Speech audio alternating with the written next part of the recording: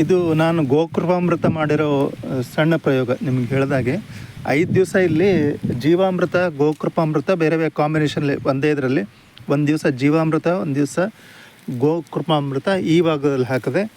ಇದು ಪಕ್ಕದಲ್ಲಿ ನೋಡ್ಬೋದು, ಇದು ತುಂಬ ಗಟ್ಟಿಯಾಗಿರೋ ನೆಲ. ಇದೇ ಥರ ನೆಲದಲ್ಲಿ ಒಂದು 3 ಅಡಿ ಜಾಗದ ಸೆಲೆಕ್ಟ್ ಮಾಡಿ ಒಂದು ದಿವಸ ಗೋಕೃಪಾಮೃತ, ಇನ್ನೊಂದು ದಿವಸ ಜೀವಾಮೃತ ಹಾಕಿದಾಗ ಈ ಥರದ ಬದಲಾವಣೆ ಆಯಿತು. ಇಲ್ಲಿ ಪಕ್ಕದಲ್ಲಿ ನೋಡಿದ್ರೆ ಕಲ್ಲಿನ ಥರ ಇದೆ ನೆಲ, ಇದು ಈ ಥರ ಆಗಿದೆ.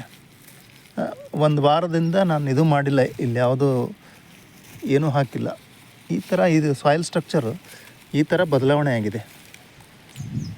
ಇದು ವಾಸನೆ ನೋಡಿದ್ರೆ ಒಳ್ಳೆ ಘಮ ವಾಸನೆ ಇದೆ. ಇದನ್ನು ಮಲ್ಚ್ ಮಾಡಿದ್ದೀನಿ. ಇಲ್ಲಿ ನೋಡ್ಬೋದು ನೀವು, ಈ ಜಾಗ ಈ ಹುಳುಗಳ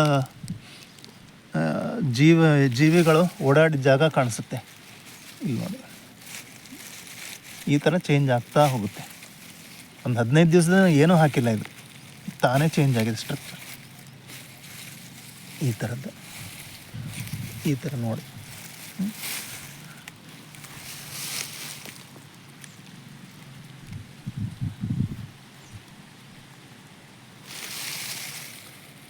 ನಿಮ್ಮಲ್ಲೂ ಈ ಥರ ಆಗತ್ತೆ. ಇವಾಗ ಇದು ಮಾಡೋದು ಬಿಟ್ಬಿಡಿ. ತೇವನೂ ಇದೆ ನೋಡಿ, ಒಳ್ಳೆ ತೇವ ಇದೆ. 15 ದಿವಸಕ್ಕಿಂತ ಜಾಸ್ತಿ ಆಯಿತು. ನಾನೇ ಬೆಂಗಳೂರು ಹೋಗಿ 7ನೇ ತಾರೀಕು ಇಲ್ಲಿಂದ ಹೋಗಿದ್ದೆ. ಅದಕ್ಕಿಂತ ಒಂದು ವಾರ ಮುಂಚೆ ನಾನು ಇದಕ್ಕೆ ಏನೂ ಹಾಕಿರಲಿಲ್ಲ. ಈ ಥರ ಒಂದು 5 ದಿವಸ ಇದು ಮಾಡಿ